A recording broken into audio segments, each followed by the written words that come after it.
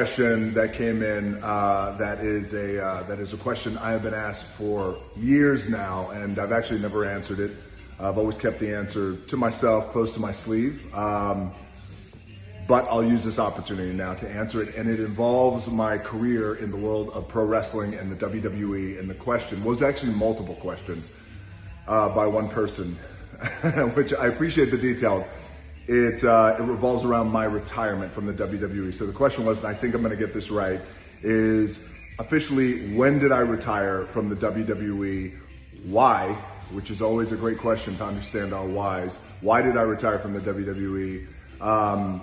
Why did I return to the WWE years later? And why did I retire again?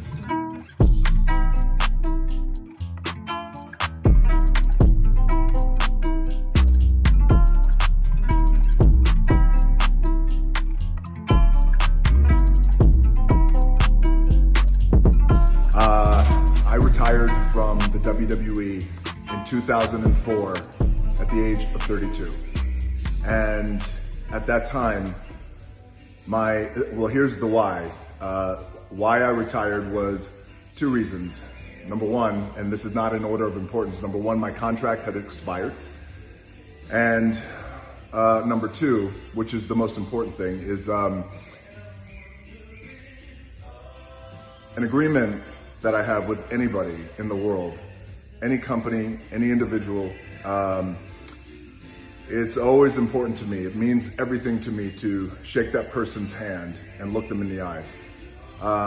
We could bring in lawyers from all over the world. We could bring in the best of the best in business affairs and sign contracts and all that. But it all comes down, for me, it all comes down with me looking you in the eyes and shaking your hand. So, and delivering what I gave you my word that I was going to deliver. So I'm saying that to say in 2004, when my contract expired, I had delivered on my agreement with the WWE and with my longtime mentor and very, very good friend, Vince McMahon. We shook hands. I mean, that's the way we are. We shake hands. And look, even these big ass dinosaur mitts, that are all fucked up with calluses, excuse my language. It's very important to me, the handshake. So in 2004, I had my very last match in, of all places, the Mecca, Madison Square Garden, the most famous arena in the world. And what's ironic about that, and it's so kismet in a way, how the universe works. I started my career, I had my very first match in the WWE in Madison Square Garden in 1996. That New York City crowd, let me tell you something, it sounds like a cliche, that if you can make it in New York, you can make it anywhere. But that's true. And that night, that city embraced me like a son and launched my career, which is why I always consider New York City my home away from home. I had my very first match in 1996 in Madison Square Garden and my very last match in 2004 in Madison Square Garden. I started my career at 25 years old with the WWE, and I ended it when I was 32. A 7-year run. So in my life, as a lot of you guys know, the number 7 means a lot. $7, 7 years. So I had a 7-year career that was just so blessed, and I was so fortunate. It was beyond my wildest of wildest dreams. So in 2004, I retired. Two reasons. The why was I wanted to give my word and complete what I had given my word that I was going to complete, which was my contract. The other reason why, and again, this is why in life it's so important that we identify our whys on why we do things. And once we identify that, it's like a shift and click moment for all of us. Once you identify your why that you're going to do, whatever you're going to do in life, it's shift, click, and then you go. And then the power in that, when you have that kind of clarity for the why. So I had a philosophy when I was 32 at that time, and I couldn't share it with a lot of people because a lot of people would have thought you are out of your, excuse my language, you're out of your fucking mind for leaving the WWE and retiring. Why? Because I was on top. I was the biggest #1 draw in professional wrestling in the WWE, and I was quietly retiring. Again, my contract had ended, but my philosophy, my strategy at that time was, I'm in a world of pro wrestling that I grew up in, and I have a long lineage of my dad, my grandfather. I have, wrestlers, a long line of wrestlers. I come from a long line of pro wrestlers, proud, crazy pro wrestlers, and I have such a love and reverence for the world of professional wrestling. I felt like at 32 years old, my Hollywood career was just getting started.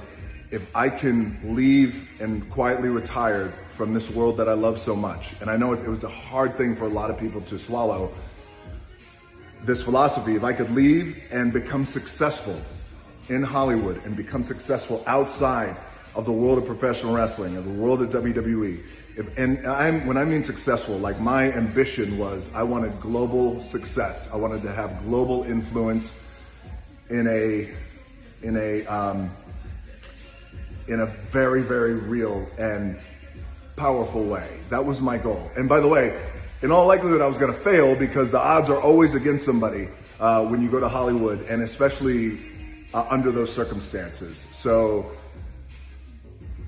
the thought was that if I could go and if I could have success outside of the world of wrestling, and then years later, and I knew it was going to take years, if I was fortunate enough to have this kind of success, then come back to the world of the WWE. But this time as a global entity, this time I could help bring a greater value to the company of the WWE.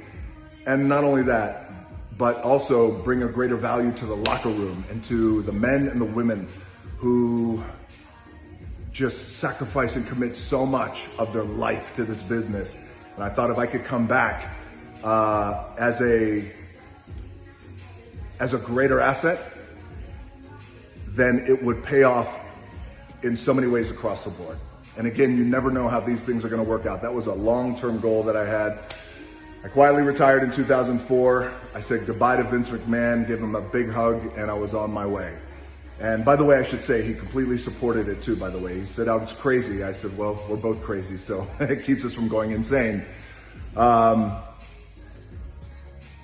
I called Vince McMahon. We spoke in 2011, and I said, I think it's time. And he goes, I think it's time too. We mapped out a plan to come back and have a series of matches, come back out of retirement. So in 2012, I had my very first match.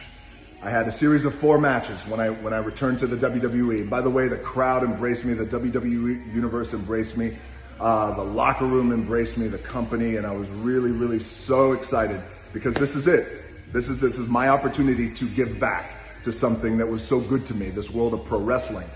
So I come back, I had my first match in 2012 in Madison Square Garden, no less, an incredible night.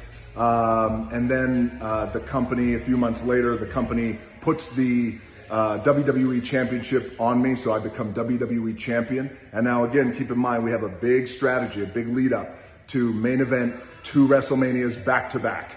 And it was with a buddy of mine, John Cena.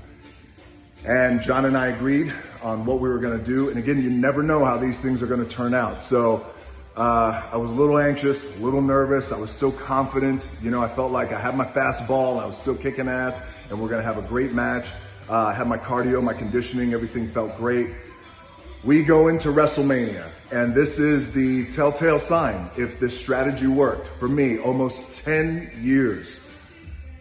I went away, built my career to come back, and it all boils down to this.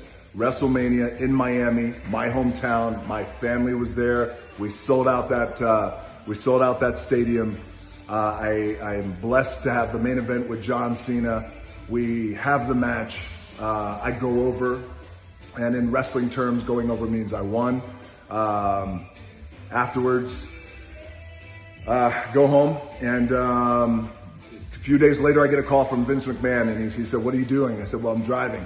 He goes, you might want to pull over. I said, listen, let me tell you something. I said, anything you're going to tell me right now as it relates to our business and the buy rate, the pay-per-view we just did at WrestleMania, any success you're going to share with me, or I'm ready for it, any failure that you're going to set, that you're going to give me, I'm calm and cool in the pocket. Go ahead. So I'm driving in my truck. He said, congratulations, you have just set an all-time record in the history of professional wrestling, in the history of the WWE. You shattered buy rate records, box office records, gate attendance records. Congratulations. We hung up.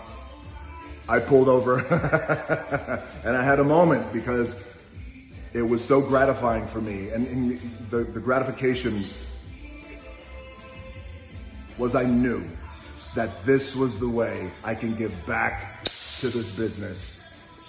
And I also knew, the effect of that is the tentacles that it affects the company, brings value to the company, changes the perception of the WWE, and also it increases the paychecks of everybody in the locker room. And that's the bottom line. The main thing is always to keep the main thing, and the main thing is money, and to make money. And for these men and women who put their bodies on the line every night, it meant so much to me that I, in my way, could add to their bank account.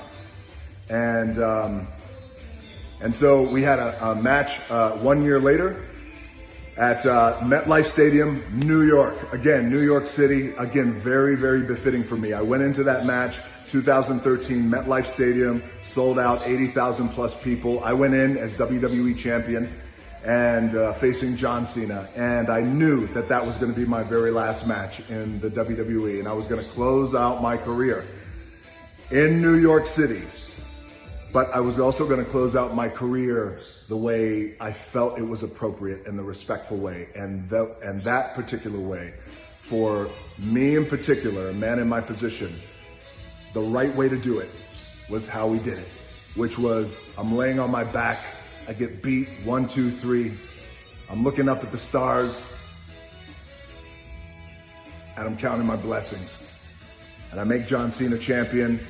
Company makes him champion. He goes on to lead the company and be the man.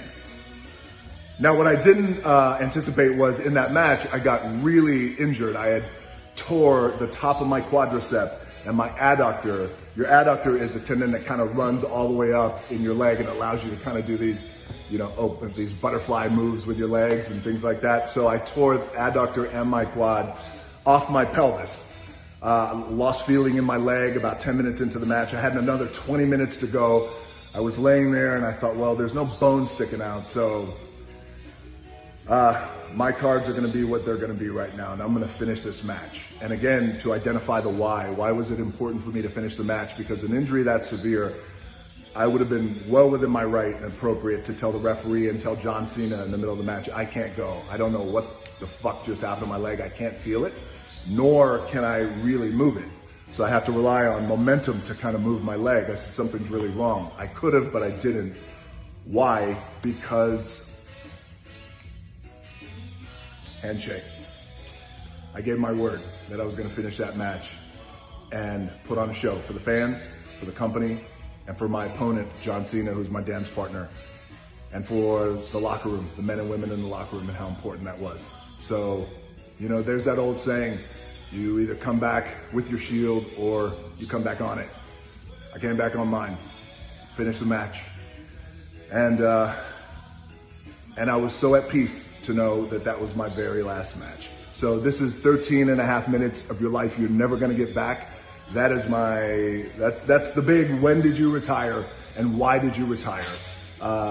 Questions that have been burning in the WWE universe and so many people around the world. So that is it. And was I emotional about it? No, I was so at peace because again, I gave back to a business that I love, and that's the way I give back. Will I go back for another match? I could. You never say never.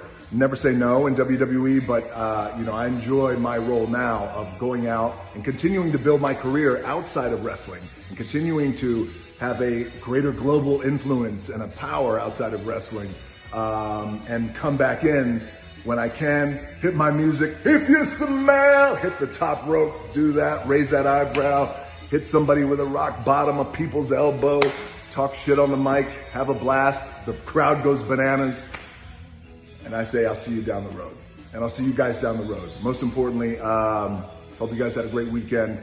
Stay healthy, stay safe, stay sane, and we are slowly getting back out there, so we will rise again. Thank you guys for all your questions. I appreciate it, and I appreciate you. See you down the road.